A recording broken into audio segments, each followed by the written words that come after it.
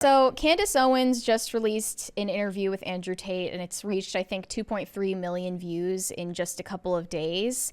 And I don't know what I hoped it would be, but I think that unfortunately, this interview had all the same pitfalls as the Tucker Carlson interview with Andrew Tate, in that Andrew Tate was still just allowed to brush past or omit a lot of the facts about his criminal case, and it focused a lot more on, the fact that he has a controversial past. Yeah.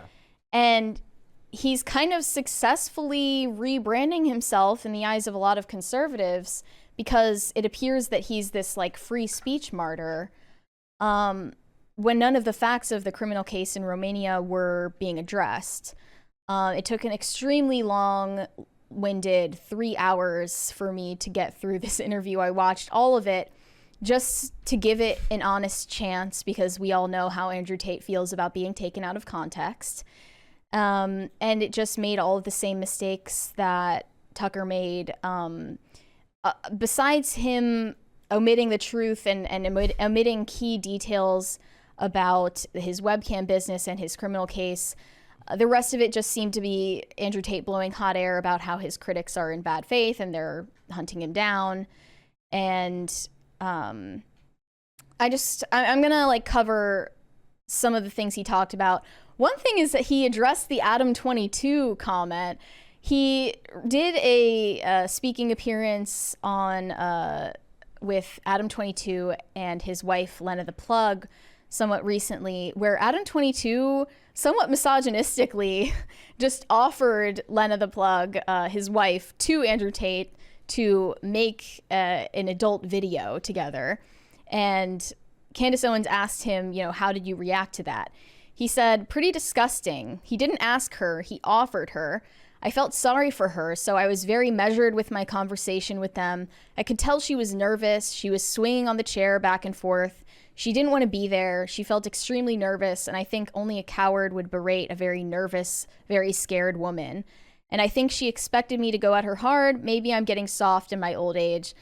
He obviously declined the offer. But it is ironic, right, that Andrew Tate is the one getting raked through the coals in the media for being a misogynist and not Adam 22, because Adam 22 is the progressive, sex-positive, male feminist guy, and Andrew Tate is the evil, meanie, misogynist guy, according to a bunch of dishonest journalists. And I don't even think that Andrew Tate is a misogynist. I think that he's just a morally compromised individual. So Andrew Tate condemned porn production and porn consumption yet again, but he reiterated in this video that he feels no remorse for getting rich off of essentially having a porn production company. And his justification is that all of the people pointing a finger at him have their own skeletons in the closet. Yeah.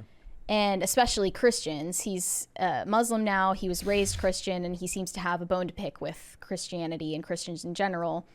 But I don't think that calling out a public figure for hypocrisy or immorality necessarily implies that I'm perfect and blameless. Yeah. It just means I'm stating what I believe, which is that they did something wrong. So that seems like a cop-out answer to me. Well, a lot of people these days kind of ascribe the belief that, look, don't throw stones. Those who live in glass houses shouldn't throw stones, right? But everyone in the world today, I was reading this other article today that was about staying in your lane, right? And they're basically talking about how everyone has to only talk about the things that relate directly to them, because if you have an opinion on something else, it's hypocritical, and it's like that's not necessarily the truth. Yeah. And I actually tend to ascribe to that most of the time. Like, this show is actually hard for me sometimes, because a lot of time I'm like, look, I don't know these people's story. I don't know what's going on with a lot of this stuff. But you are in a lot of ways judged for having an opinion on other people. Unfortunately, it's just part of the gig. Right. For somebody like you or I who do the show, it's just part of the gig. But I get why that bothers people. I get why it rubs people the wrong way. Sure. But Andrew Tate just seems to have this libertarian streak, like a live and let live streak, that doesn't make sense for someone who believes in God and believes in morality and the reality of good and evil. And he just seems to have a very weak perception of morality and the degrees of accountability that people take when they contribute to a societal ill rather than participate in it. Like, producing porn is obviously worse than consuming it, because in one case you're remote from the evil that's being committed, and in another you're the one enacting the evil, right? Like, I don't know, it's not just like he believes that all of these societal ills are haram and degeneracy, but still states that he has no remorse and doesn't feel, I guess, sorry or guilty for producing porn when he believes that it's something that's so destructive to men today, and he still believes himself to be a thought leader for masculinity, and he's pro men. Why do you think he refuses to admit that? Why do you think that he explained it by saying, you know, all of these people pointing a finger at me have also done worse things, and if they were investigated to the degree that I'm being investigated, I'm sure much worse things would come about from that. But that's just a chicken and egg situation. Like, obviously everybody has done something wrong in their lives, but when you're a public figure, you unfortunately have to answer for it, and you don't just get the good parts of being rich and famous. $20 one there from Thursday, and it's quite relevant. He said, Milk Bar made a good breakdown of Tate's lies in those 2 interviews. Well, we actually have a Milk Bar TV clip pulled up to play here. Hold on. Let's put that on. It's a fantastic segue, ladies and gentlemen. I just want to say, Candace Owens played one snippet of a Milk Bar TV video, the first one that was put out, but then suspiciously didn't play the parts that were actually self-incriminating. It was just, answer for this video where you seem to be beating this woman. Yeah. Okay, hold on. Let me, what's this? Hold, please. What's wrong? Nothing. Okay, here we go.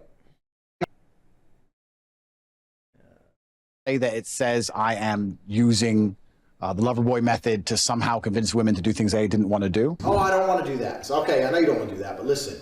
Call me, let's have a meeting. Let's just talk about it. If you don't want to do it, don't do it. Fine. But let me explain it to you properly.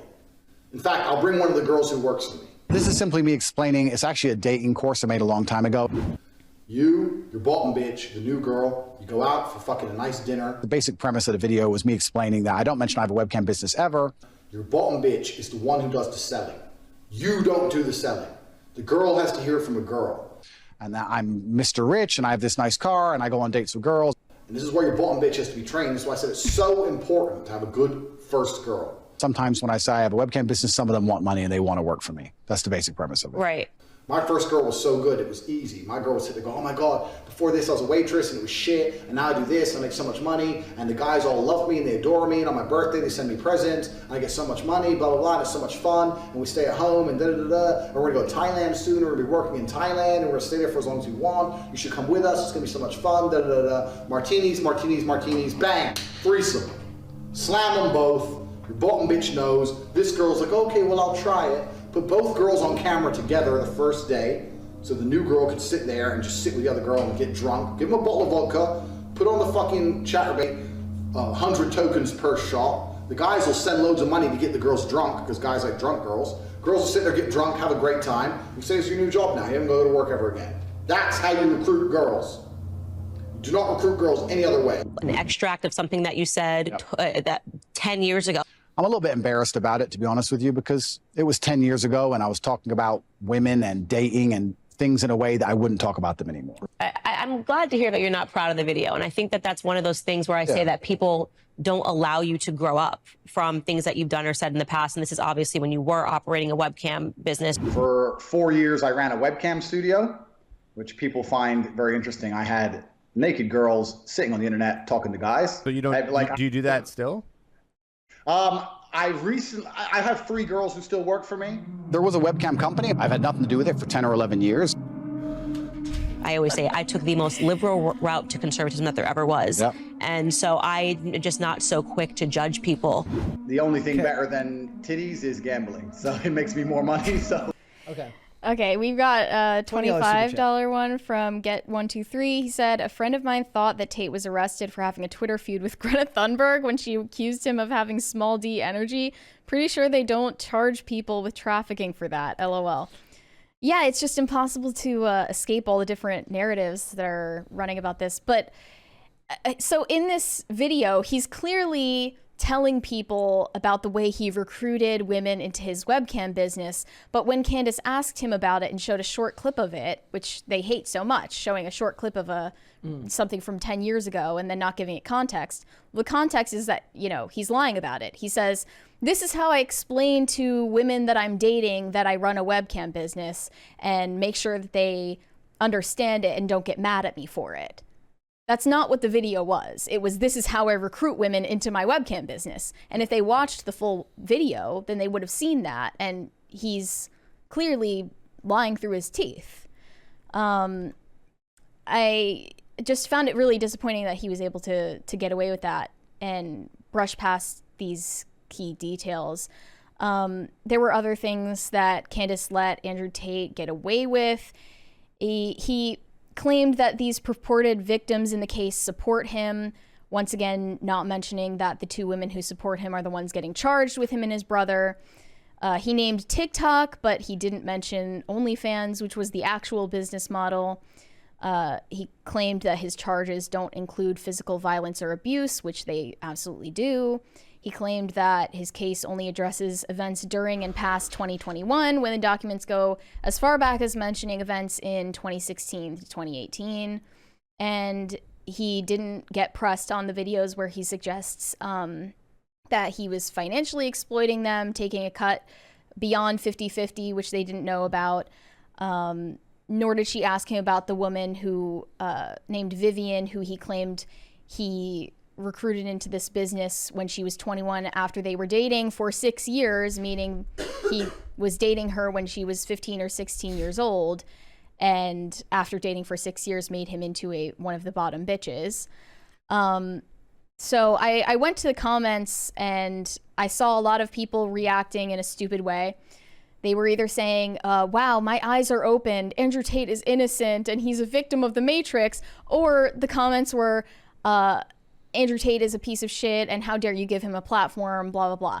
They weren't actually talking about the facts.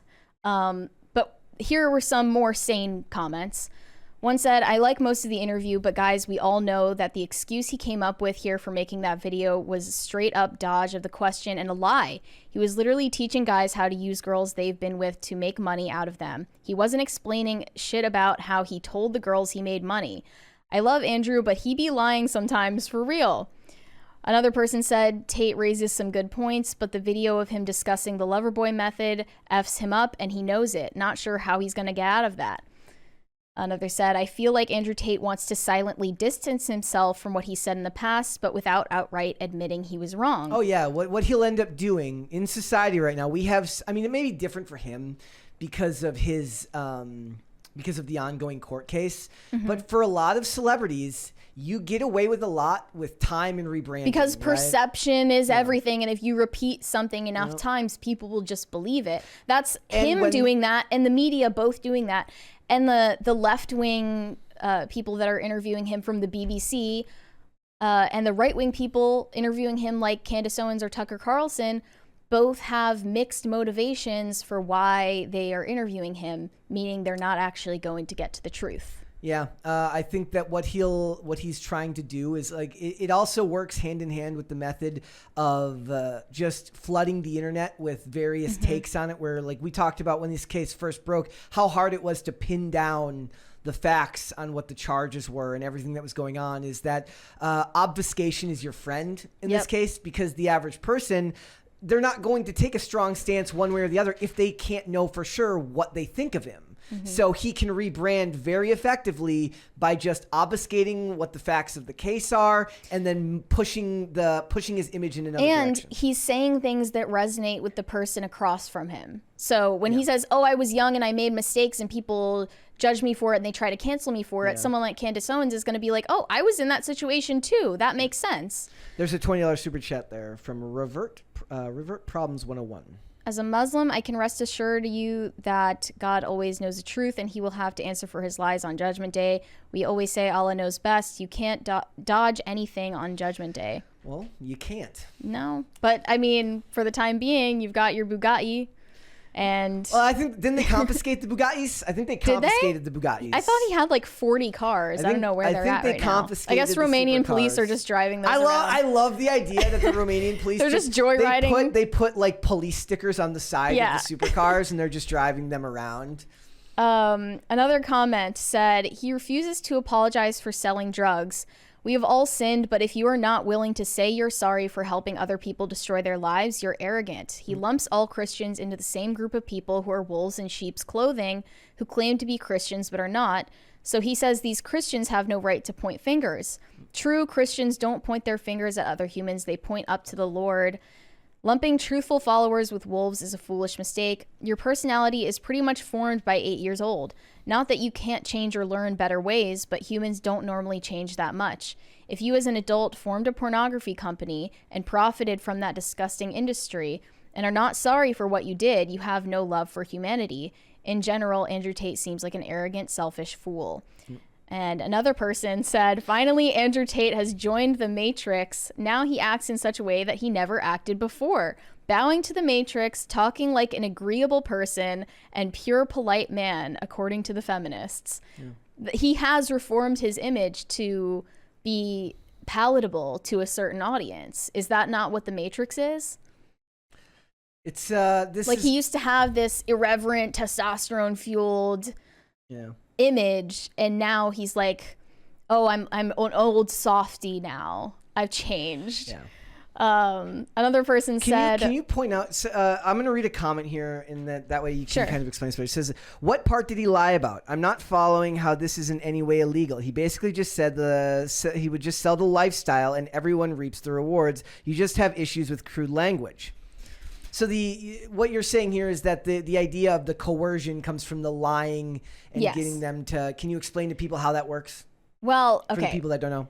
You can disagree with the legal definition that Romanian prosecutors are using to call this human trafficking, which is the charge, by the way. But what he did seems to fall under that umbrella of a definition, because he seems to have used force, fraud, and coercion and deception to make these women work for him, giving them the idea that they are special, that he's going to marry them, that he's going to have kids with them in the future if they work for him. Yeah. That's how he got their loyalty. And if you think that shouldn't be illegal, that's fine, that's your opinion, but in Romania, that's illegal. Yeah. But he also was lying and saying that he's not been accused of violence or abuse, when that's very clearly in the documents. And I also wanted to address him talking about these two women who supposedly support him and say that they weren't victims of anything. They are Romanian nationals being charged with him and his brother.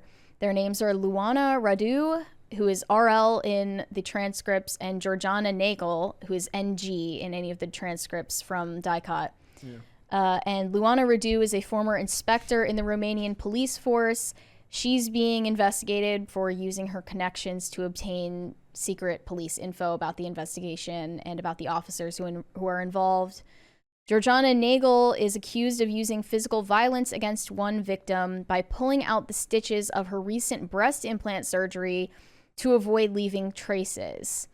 And another thing I wanted to tell you guys is that he seemed to not realize that his calls from jail were also being monitored, because on January 28th this year, the Romanian police intercepted a call between him and a woman named Anna Maria and his cousin Luke Tate, recording him encouraging political pressure and bribing on a Romanian senator, as well as George Simeon, who's a member of the Assembly of Deputies in Romania. A quote says, "Make it clear to them you're going to get a lot of votes when Tate says you were on his side." And he says, make it clear to them we're going to reward them for publicly coming out in support of us. Yeah. And then also, we were talking about these leaked texts that were transcribed by Rolling Stone last week. And I found out where those came from, and we actually do have the screenshots, and they could be faked, who knows. But this is from a self-proclaimed whistleblower named Eli Zanpa, and he claims to be the former head of marketing and sales for CobraTate.com. And he said that it would cost nearly $8,000 to get into this exclusive war room club where you would get access to online courses that would also cost you more money. So you would have an upfront payment, and you would continue paying for private courses and access to private events. And they got access to events that were held at the compound in Romania. And he also said that there were people employed at Instagram, Twitter, and TikTok in the War Room Club, and that they would find social media posts attacking the Tates and counter them with pro-Tate bot accounts, or they would just go out of their way and delete those anti-Tate accounts. And this isn't part of the prosecution, so you can believe it or not, but it's up to you. And then when a spokesperson for the Tates was asked about it, they said that Eli was not an employee, but one of 30 affiliates, and one of around 50 people who had access to Andrew Tate's Twitter account, which he would use to recruit people into the war room. So I believe that the porn business was how Andrew Tate made most of his money, but he also made exorbitant amounts off of people paying for this online club, basically. And I mean, he's on the Full Send podcast just last year in July, gloating about how he got these stupid men to drain their life savings on these chicks on OnlyFans that worked for him in hopes that they would meet up with them in the future. And now he's totally changed his tune. It just seems like he's rebranding his image to become palatable to conservatives, but at the same time doesn't want to say that he's sorry for anything he did, and doesn't want to claim the conservative label, because that comes with too much responsibility. What do you think comes of all this? Do you think he ends up going to jail? I don't know. I truly don't know or care, actually. Because I don't care if he did anything illegal. I care that he did something immoral. That's already out there for everyone to see, that he did something extremely evil. Whether that actually falls under breaking the law in Romania, it's kind of irrelevant to me. That's for Romania to figure out. But I think we should care more about whether he's morally reputable in character than whether he's a criminal. You know what I mean? Yeah. So if he's genuinely reformed, that's great and all, but he's still lying through his teeth on all of these interviews. And I was just hoping for these interviewers to do a little more research beforehand, because then they would know exactly what he was omitting. Thanks for watching. Listen to full episodes of Pop Culture Crisis on Spotify. Keep up with us on social media, and make sure you subscribe and ring that bell so you never miss the show. Bye, guys.